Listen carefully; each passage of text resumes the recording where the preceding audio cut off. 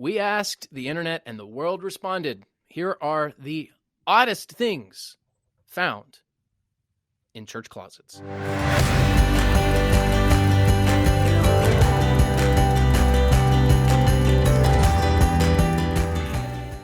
Now, Dad, I believe that you had something to do with this one. Yeah. You out there on Twitter. You just personified the internet. We asked the internet. I did that intentionally. And the internet responded like this nebulous, nefarious creature. Was it Skynet? Is that the thing in Terminator? Is Skynet? I think there's probably some Terminator fans that will correct me if I'm wrong. But well, we went to Facebook, we went to Twitter, and we went to Instagram, and we just asked questions. So we did ask the internet, and it's really funny things you find in church closets. This may be the most scientific survey we've ever done at Church Answers. Well, I'm going to get my fun hat on for this one. I'm ready to go. Now, we record these ahead of time. So at the time of recording, who knows how Alabama is doing? Well, I mean, they could have lost 4 games by the time this thing's out. I highly doubt that. Well, you never know. No team stays perfect forever. Is it a small hat or is it a big head? What's going on there? It's a big head. You don't know. All right. So everyone wants to know, what are the strangest, oddest things ever found in church closets? So I don't know if you have the list in front of you. I've got it in front of me. I do. All right. So we're going to flush through this one real quickly. Flush because a bottle of whiskey in the tank of a toilet. The pastor needed a double break. I don't know what he was doing between services, but something's not right there. The pastor was relieving and relieved. So, number 2. His second sermon was so much livelier. Yes, he seemed so much more relaxed. Elmer's glue with the 1976 date on it. Now, I'm assuming that was not found in 1976. I'm assuming that was recently. Recent. Yes, I remember that one. So, what, 24, 45 years? Am I adding that right? Yeah. 45 years. 45 of that white. It ain't working. No. It ain't working. Just throw it away. Which, by the way, gets us to our third one. When I saw this, I thought, oh, okay, that's not too bad. But a giant red teddy bear is what I saw first. And then there was a follow-up to that. A giant red teddy bear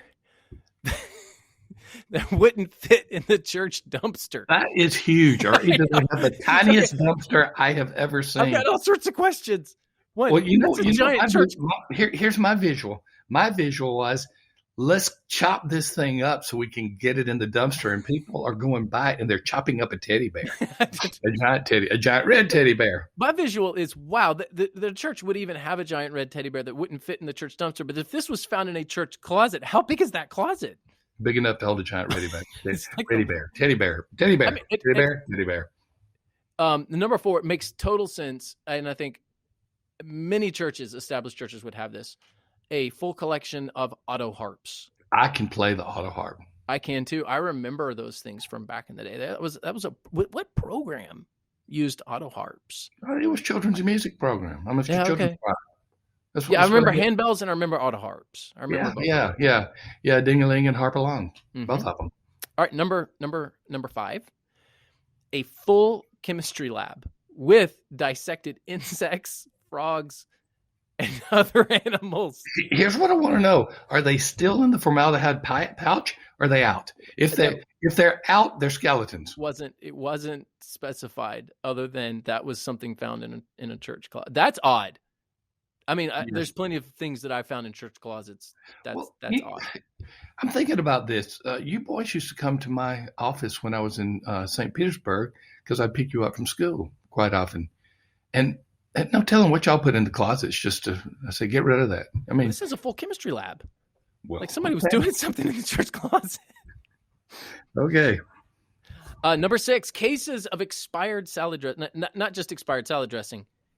Cases of expired salad dressing. I'm thinking that the grocery store probably had them and someone picked them up, and anyway, they got put in a closet and forgotten about. You know, that reminds me of what your mother does at times. She buys a lot of things that are on sale and we throw them out. Mm. Mm. Yeah, there's a running joke many times in our family. You check the expired date before you consume anything in the Rayner house. And you know what we do before any of you children come to our house? You clean We check things the out. expired dates because we know that y'all going to be looking at them.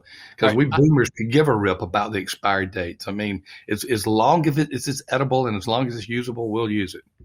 if it's expired, I don't use it. I just can't. I There's know. just something I can't put it. It's the millennial wimpiness. That's who y'all are. It may be. It may be. All right, the next one I absolutely love. Number 7, a custodian smoking. My guess is that you could smell it before you opened it. I know. Is that better than a deacon smoking? I'd rather find the deacon smoking because I'd have something on him. Oh, that's a good point. That's a really Yeah. good point. Number 8, a casket. Which probably goes well with number 9. We need to match them. Yeah, that's why I put them together. Number 8, someone found a casket. Number 9, a box marked human remains. We never found out if they opened the box. And we know how they died because of number 10. A very angry possum. Now, number 11 shocked me. It came from the internet. It must be true. Whoever submitted this. Well, let me say this. It not only came from the internet, it came from an African American. He brought that up. And I noticed that. Brought an African American interviewing for a position at the church. Which he gets number 11. And he finds Ku Klux Klan outfits. Oh, man. I know they used him for the deacons meeting, but they shouldn't have left him in the closet. All right. Unfortunately, number 12 is probably not a surprise, but porn magazines. Yeah, sadly so. No. I got to read this. So this comes from Chris Townsend. So Chris, thank you for this submission. I think maybe there's a story behind this. I want to read the story. So here's what he put out there. This is how he responded. He said, I had a student bring me a bag of porn magazines. So that's a problem right there. I had a student bring me a bag of porn magazines. He was so proud to have gotten rid of them, and we talked for a while. A year after I left that church, I realized that I had put them on the hot water heater closet because I didn't want to leave them out while we talked, and then never pulled them out to throw them away. Sure. I was living in the parsonage. I have no idea if they ever looked in there after I left, but I suspect that they may think less of me now. I hope so. Chris, that is classic. Yes. That is classic. You have absolutely made my day, not because of porn magazines, but because of what happened. And there's another one. Okay, so number 13, I've got to read this one as well. This is just over the top. So this one comes from Wesley Calvert. So Wesley, thank you. I actually know Wesley, good guy. Here's what he wrote. He said, I know one church that for some decades had a box completely taped shut and labeled, absolutely do not open ever. Call and then the name of this person with any questions.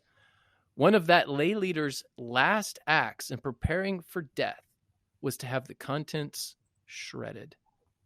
What was in that box? It was a box of human remains with a very angry possum. I don't know. We got to move quickly. On to number 14, a portrait entitled Mr. Baptist. What do you get a picture of? That was not a portrait of me. It was not a portrait. Mr. Baptist looked nope. like. Well, I know who Mr. Baptist is. I know you do. Adrian Rogers. Well, and I was going to say maybe Jimmy Draper too. Jimmy Draper, yes. Yeah. Adrian Rogers, W. Criswell. Those are maybe. all Southern Baptists. There are probably some other tribes of Baptists. Go to the Independent Baptists and you'd have a whole nother list. There you go. Number 15, a marble cross, which sounds nice until you realize what it was made from. A marble cross made from the floor of one of Saddam Hussein's houses. Okay, that floors me. Here's the thing. You wonder if some of these are made up. There is no way that's made up. There's no way. That it's just you couldn't make that up. I don't know why, but 16 tickles me more than you. Number 16, Jesus riding dinosaurs. Coloring. I'm sorry, you go to that. I don't even know if anyone understood me. So Jesus riding dinosaurs coloring book. Well, he created dinosaurs. Why couldn't he ride them? Well, some people don't believe dinosaurs existed, so you've got a younger. There's a whole debate of when they existed, but I'm just going to argue he's the creator of the world. If he wants to go around riding dinosaurs in heaven, he can do that. Yeah. Number 17 is kind of concerning. A machete, a hatchet, and a box of bullets all put together. Somebody's angry. Which makes you wonder about number 18, which it was at the same closet. 100 burner phones. Can you believe that? What were they up to there? Yeah, probably the number 17 people. Yeah, number 19. This one just cracks me up. Again, you can't make this stuff up. A drawer full of dry rotted rubber bands that had previously snapped but had been tied back together. That is a lot of detail. Rotted rubber band snapped, tied back together. It just doesn't make any sense. A drawer full of them. Somebody was bored. And then lastly, and I just absolutely loved this one, a collection of Barbra Streisand on vinyl. People who need people. I had a feeling you would end in song. So thank you all for tuning in. Like this video, hit subscribe. Also, please, we've got a link below for a free 30-day trial to our community of 1,800 church leaders at Church Answers. So go check that out. Would love to have you in our community of subscribers at Church Answers. Visit us online at churchanswers.com, where we are growing healthy churches together. Bye now.